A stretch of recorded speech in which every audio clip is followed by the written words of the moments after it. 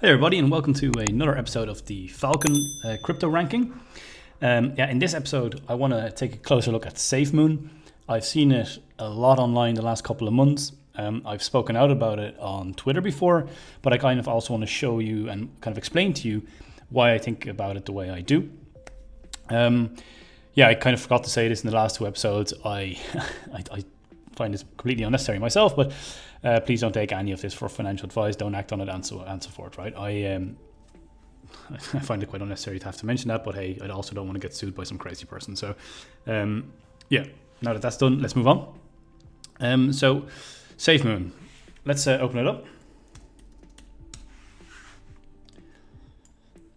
and scroll down to the bottom. We're opening the white paper, and here we have the SafeMoon white paper. Now, first of all, it's very short. For me, immediately that's alarm bells. Like immediately, I'm not saying that like it has to be very long, but like this is very short. They got some big squares in here to fill some space and that kind of stuff as well. Some pictures, like there's not a lot of text here. So that for me is just an alarm bell. But hey, look, let's go through it. So first up, let's put in SafeMoon. We have it here once again because just ignore the rankings for now because obviously we haven't filled in the information yet. White paper, have I read it? Yes, I have, and I'm going to go through it with you right now. And I actually want to spend a little bit more time on the white paper this time because I just have some serious questions around SafeMoon that are not answered. First of all, if you do invest in SafeMoon, don't see me as just being angry or pissed off or whatever with SafeMoon. I want to ask some serious questions here, and if you can answer them, I'd love to get your feedback. Tell me I'm wrong. Don't just do prove it, right? Like give me links, show me where you can find stuff. I will happily then record another video in which I apologize and correct myself, right? Because I'm not here to win a battle. I'm here to get it correct. Okay, so let that be said from the beginning. Now, first up, SafeMoon. So I don't want to go through like the whole thing. I'm not going to read the whole thing because even though it is quite short, what I do want to do is highlight a few things. Actually, I don't know why that's, there we go. Let's delete that. I had some things highlighted already. So SafeMoon claims that there's basically three things that they do: static rewards, liquidity pool acquisition, and manual burn. Right? They're like the three main things of SafeMoon. Now I've also highlighted something here in blue, impermanent loss. If you're not familiar with what that is, it's not really relevant for this video, so that's why I'm not going to explain it in this one. However, I think it is very important that you understand what impermanent loss is if you're going to get involved in, say, DeFi, liquidity pools, that kind of stuff. If you don't understand it, let me know, and I'll happily create a video about it explaining it. But for now, I'm going to leave it out of this one. But it might come in very handy that you know what it is, say, when Flare goes live. Okay, so that's why it's kind of in blue. But let's cover these three things here, right? So static rewards, liquidity pool acquisition, and manual burn. So what does static rewards mean? Now, they kind of explain it here. They're not too clear about it, but basically, in short, the way I would explain it is simply by holding and doing nothing, right? You will earn more of whatever you're holding. In this case, SafeMoon, right? So the way SafeMoon works, and we'll go into it down here when they go more into the, a bit lower in here when the actual protocol. But the way it works basically is they do, whenever anyone makes a transaction, 10% of that transaction is they lose that immediately. They do not get to keep it. That certain things happen with that 10%, which we'll look at in a second. And part of that is that it gets redistributed to the people holding SafeMoon, right? So basically, by you doing nothing and everyone else transacting and selling and doing whatever, you will continually gain more tokens, right? So your share of the token will grow. Okay, so that's kind of that in a nutshell. Then we have the burn part, right? I don't know why they have the order here different than the order here, but they do. So the burn part. Now, what they're trying to do here is basically supply and demand, right? They want to continuously burn the token so that there's less of it. And what they're trying to do is what they kind of show here in this graph as well, is that because there's less and less and less of the token, right? The supply decreases, but that the demand, or the price in this case, would go up. That's what they're hoping to achieve. Now, I don't agree with this at all, but like, okay, that's what they want to do. Fine. There's a couple of things here which I just don't like, and we'll get to it in a second. One of the things I've highlighted in red here is having burns controlled by the team. Well, that I don't like at all.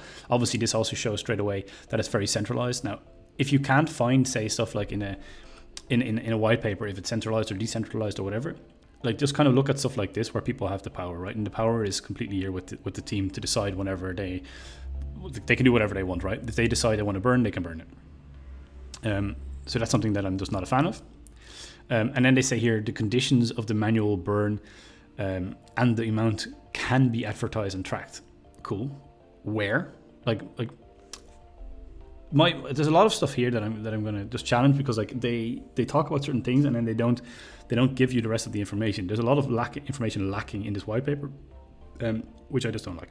So where can this be tracked? So if you do know where this can be tracked, please tell me, because what I think that they're kind of going towards is that, like, in hindsight you can find out on the website that they have burned something, right? But like, it's because if you go to, let me go back to the main website. If you go to SafeMoon and you scroll down a bit here, you can kind of see the number of tokens burned. Now, if that's what they mean, sorry, but that's just not okay for me. Like, it means nothing to me. Okay, cool. But look, enough about that, right? We'll get back to this in a second. But for now, so we know that they divide part of the tokens from every transaction over the holders. We know that they also destroy part, and then this part here is the automatic liquidity pool, right? LP. So, and they call it here the secret sauce. I've highlighted in red because, yes, it is a secret sauce. They're literally not telling you what's happening with it. And I'll dive into it a bit closer down here. I don't want to stay too long on this page. Like, I would definitely advise you have a read through this white paper yourself. And if I'm wrong and stuff, please let me know once again. But I just can't see what's happening in a lot of this stuff. Now, what I have here, the SafeMoon protocol. It's quite short and it's very easy to draw out. So I decided, let's do that. Okay. So, okay, I'm just going to a couple of these. So let's start at the beginning. Here we go. So SafeMoon employs 3 simple functions: reflection, liquidity pool acquisition, and burn in each trade.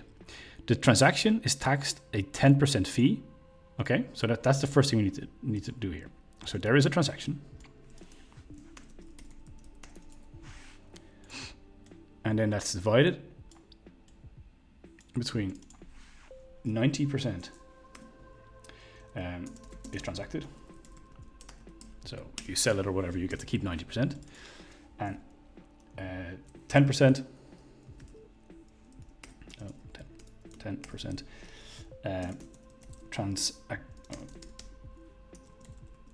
transaction fee. Okay, so that's the first step. Okay, which is split 2 ways. Okay, so that's split 2 ways. 1 and 2.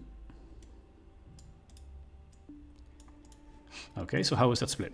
5% fee is redistributed, words are hard, to all existing holders, right? So this part here, that 5% redistributed to all the existing holders, that is what we talked about up here with the static rewards, okay? So we now know that 5% is man, words are really hard today. Redistributed, Martin, come on. And the other 5% is split 50-50 again, okay?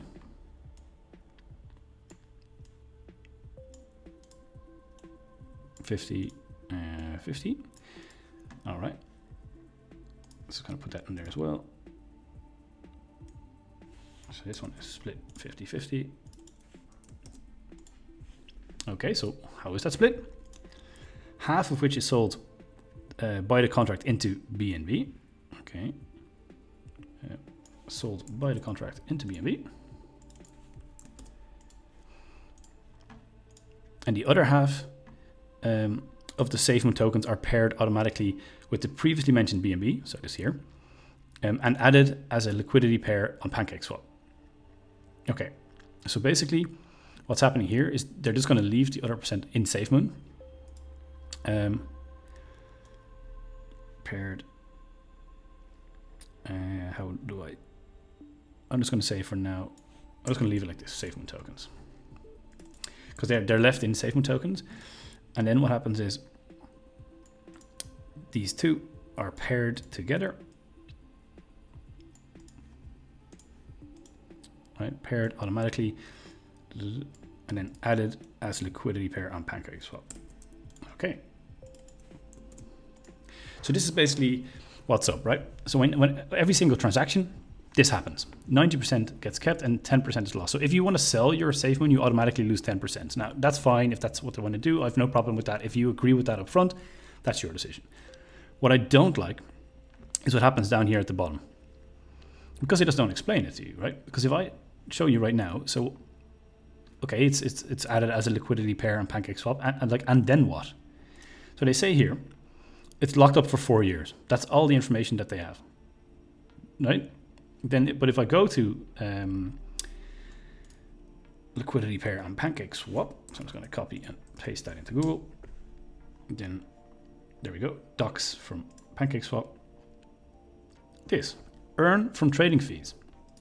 So whenever someone trades PancakeSwap, the trader pays a 0.2% fee, of which 0.17% is added to the liquidity pool of the swap pair that they traded on. So basically, by doing this, they're earning 0.17% on every single trade. So where's that money going? Like, what happens with that? Does that get man, I can't say that word today.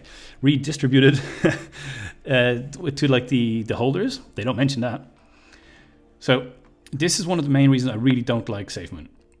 There is a lot of stuff that they don't talk about, and the way I see it is that if maybe this works, maybe it doesn't. I'm against the whole burning of the token. The way I look at it, if you need to burn your token in order to for its price to go up, then you might as well just get it over with and burn the whole thing in one go and then just move on and buy something else, because there's no utility there, right? It's literally just burning and hoping that the price goes up, and it's pure based on supply and demand. It doesn't do anything. So I'm not a fan, but the part that I find very, I don't know, I just really don't like is what happens with this. So they're earning fees. So the way I look at it is it's kind of like a pyramid scheme in a way that, like, the earlier you get in, the better. Then it's also as in, like, you want more and more people to come in and to buy your tokens. Obviously, you want then other people to get kind of sell off because they've made their profits or whatever. Then their fees get, this transaction fee then from that sale gets redistributed. I have some serious issues today. Among like what you're holding, and then it gets like your holdings grow and grow, right? So you're kind of dependent on new people coming in. And old people leaving, and then as long as you just hold it, like, they're hoping that you make more money. But like the part that they don't talk about is in the meantime, whatever happens, so the price goes up or down. Like, I think the creators don't care, because they're making money from this part here, right? So I know I took a bit longer than usual to cover this white paper. I will run through the rest a bit quicker than normal, but I just wanted to show you why I just don't like it. And once again, guys, this is not like a hit piece on SafeMoon. This is me having questions about it. If you do know what happens to like with the 0.17% of every transaction, if you can tell me where that goes and who gets it, please do, and I will put out a piece to correct it online. Like, I'm not here to bash SafeMoon. I just don't understand what people see in. Okay. That being said, let's run through this quickly. Did they do an ICO? No. So that's good. Use case? Well, in my eyes, there is none. Literally zero. They're not solving a problem. They're not doing anything. They're kind of playing. They're trying to play the supply demand game, but they're not solving a problem or anything. Okay. The team. Okay, let's have a look at the team. Let's use this tab here, and it was Live Coin Watch. SafeMoon. Team is not even mentioned. Like, it's not even mentioned here. Can I find them? I think I should be able to find them. Do they have LinkedIn? There we go. Just going to put it to the end of my tabs here. This is easier for myself. Okay, so there's 27 employees, so they're quite small. And now let's have a look at the first couple of people. So we have the CEO. Who else do we have here? CTO. Is there anyone else that matters? I'll do this one just because, that one just because, like I'm just clicking a few of them there because I want to look at a few people. Okay, Chief Operating Officer. Okay, I'm just going to start with these guys. Now, the CEO,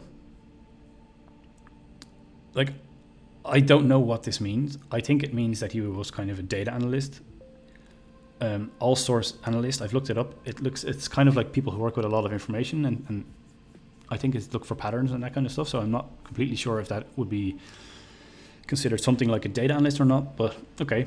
I guess the United States Department of Defense is a cool one to have. Let's look at the rest.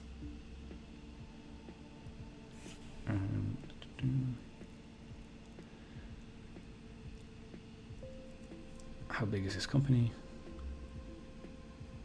1 employee. Okay, so that's made up basically, or he's the founder. He created it. He's the only guy in it. Not much there. And before that, he had an internship. So this guy's useless. What else do you have? Thomas Smith. Let's have a look at this guy. So he's the CTO. So he's the founder of this one. 2 employees. So don't care about that one. What about this one? He's the CIO of this one. 4 employees. Don't care about that one. I'm looking for like professional experience with big companies. Okay, there's 3 employees in this company. This one, 8 employees on this company. What about this one? 10 employees on this company. To me, it looks like it's just a group of friends that got together. They said, look, let's create all these companies. Just to kind of fill the LinkedIn. 8 employees. Like, these companies are tiny, and he probably just started all of them. Giving himself like a LinkedIn, a little bit bigger. But so this guy, to me, means nothing as well. Chief Operating Officer. Let's have a look at this guy. Manager, like and shared Ltd. 12 employees. Another tiny company. Before that, he was a trader. It's cool. See, like the people here, they don't have professional experience, or not the kind that I'm looking for. Like John Carney is probably the one guy that I'm like, okay, I just don't know what this means. This could be something, but based on the rest of the team, I'm just not going to give him my seal of approval, I guess. So I'm not giving him the professional experience. If he's the only one, and it's still, even in his description, it didn't say what he did there, or it didn't give you any information. It just mentioned it. So not doing that. All right, let's head over to CoinPaprika. SafeMoon.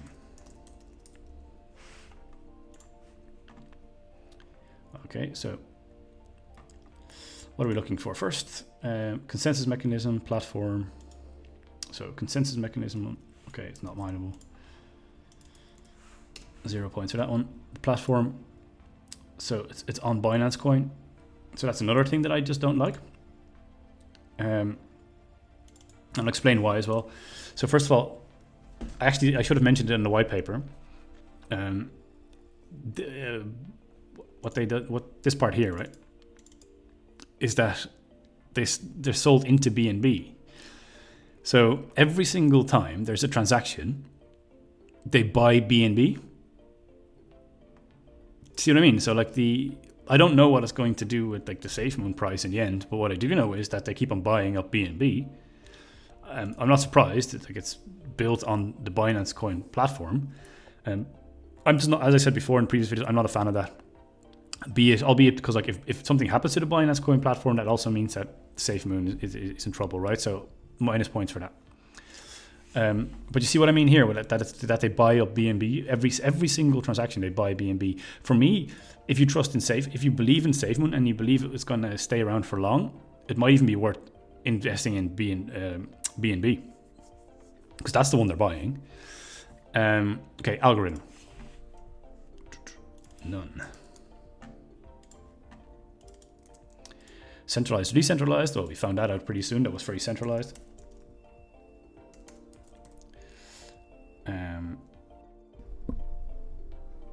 Okay, back again. Sorry about that. So yeah, we were at the centralized part. Obviously, when we said at the beginning here with the team, where was it? I've already closed it. Where the team had the power to burn whenever they wanted, right? So that's very centralized. Is it open source? No, it's not open source. Okay, so no points there either. As you can see, it's a token instead of a coin, right? Because it's built on top of the what do you call it? The Binance platform. Okay. Just get less points for tokens instead of coins. And then GitHub contributors. Let's have a look there. Code progress. Okay, so nothing here. Let's open it up anyway. So that's a 0. And that's a 0. Let's have a look at the commits.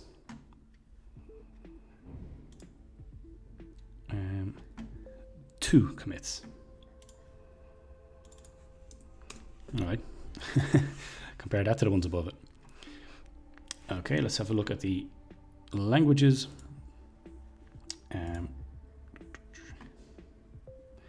Okay, Solidity. Solidity. You get that one there. Okay. What else? All right, let's refresh the data as well. Okay, so while that's refreshing, we'll just continue. So we're looking at liquidity.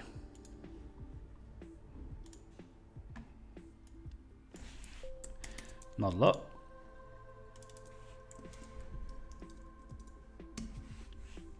See, there's 2 points there. Exchanges. It's on 3 exchanges. It's not looking too good at the moment. Let's move over to Lunar Crush.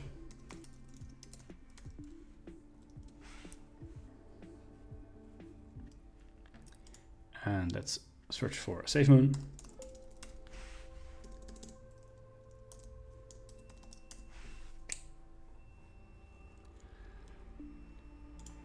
Okay. Okay, so we are over here at Lunar Crush. Top trading pair. USDT. Just to show you last 24-hour volume. Okay. So USDT it is. USDT. The market dominance. Let's have a look at that. Market dominance. Here we go. So for the people who don't know, market dominance is a measurement of the market cap weight a coin has compared to the market as a whole. Well, in this case, no, it says here 0, but I'm guessing that's kind of like rounded down, so it's 0.11. 0.11. Oh, 0.11%. There we go. The Galaxy score. Let's have a look at the Galaxy score. Once again, for the people who are new here, the Galaxy score measures a coin's performance versus itself over time and how it is trending over the last 50 hours. In general, it indicates how healthy a coin is by looking at combined performance indicators across markets and deep social engagement. Scores greater than 50 are generally bullish, while scores less than 50 are generally bearish. Okay, so in this current one here, you can see 66. So adding that one in. Then the alt rank. So once again, an alt rank measures a coin's performance versus all other coins that we actively support. And with we, I mean Lunar Crush. In general, it is a unique measurement that combines altcoin price performance relative to Bitcoin and other social activity indicators across the entire crypto market. A coin can have a high alt rank of 1 even in a bear market situation. Okay, so you can see the current one is 92. So let's fill in 92. And then moving on to the last parts, the social stuff. So once again, the correlation rank, I'm just going to fill it in for now. You know, it's not taken into consideration yet, but 56. Social dominance. So, okay, so social dominance here, you can see the current one is 2.68%. 2.68%. Google Trends. Let's have a look at Google Trends.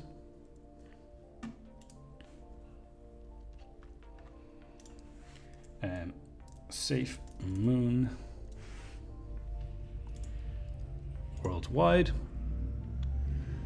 has a score of 5. So we put in 5.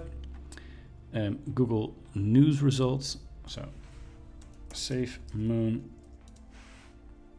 News 70,900. So let's add that in. Okay, and then finally the Twitter poll. And since the last time it took so long to find it, I kind of I had it open here already just in case. So we're looking at 12.5% of the people in the poll do hold it. So here we go, completely filled in.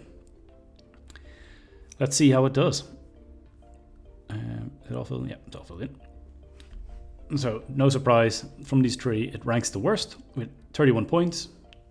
Investment type, maybe short-term move in and out. Yeah, it's not great. You can see as well where it gets most points is kind of here, just the kind of performance part, I think. And is it the market there? But yeah, so as you guys know already, or you knew before this, I'm not a fan of SafeMoon. But once again, this is not a hit piece. Please correct me if I'm wrong. But yeah, that's it for today, and have a good one, guys. Catch you in the next one.